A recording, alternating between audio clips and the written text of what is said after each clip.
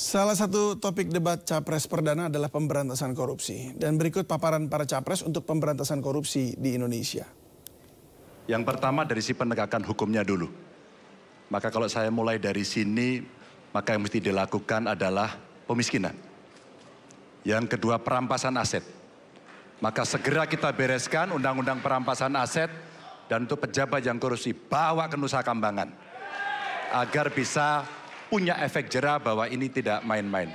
Namun yang perlu diberikan adalah contoh dari seorang pemimpin. Bahwa dia hidup sederhana, dia tidak bermewah-mewah, dia mengajarkan bagaimana integritas itu dibangun. Untuk para pejabat, ada dua yang penting sekali. Satu, biarkan mereka berkembang dengan meritokrasi yang baik, sehingga pada saat menduduki jabatan, tidak ada lagi jual beli jabatan. Yang kedua, jangan biarkan mereka store pada pemimpinnya. Kalau ini terjadi, kerunyaman itu akan muncul. Data ICW menunjukkan sekitar 230-an triliun dalam 10 tahun terakhir kerugian negara itu terjadi. Dan ini ekuivalen kalau bisa kita pakai untuk membuat puskesmas kira-kira 27.000. Terbayangkan oleh kita? Edukasi itu mesti kita tunjukkan dengan sekali lagi teladan dari seorang pemimpin dan pemimpin tidak boleh ragu untuk memutuskan itu. Koruptor dijeratkan dengan undang-undang perampasan aset disahkan dan hukumannya mengikuti pemiskinan. Satu. Yang kedua, yang tidak kalah penting, undang-undang KPK harus direvisi sehingga KPK menjadi lembaga yang kuat kembali.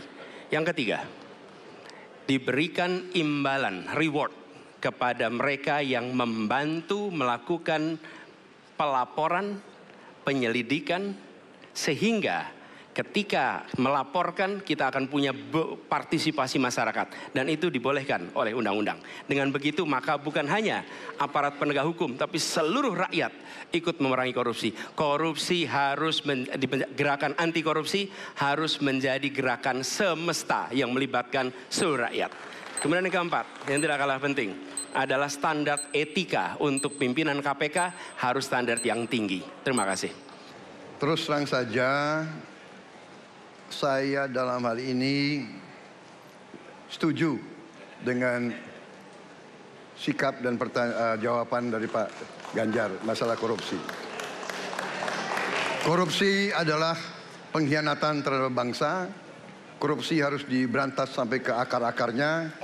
Kita harus perkuat KPK, kita harus perkuat juga kepolisian, kita harus perkuat juga kejaksaan, kita harus perkuat ombudsman, semua badan-badan yang bisa membantu untuk mitigasi korupsi harus kita perkuat. BPK, BPKP, inspektorat di tiap kementerian ini harus diperkuat. Jadi saya sependapat korupsi harus diberantas sampai seakar-akarnya.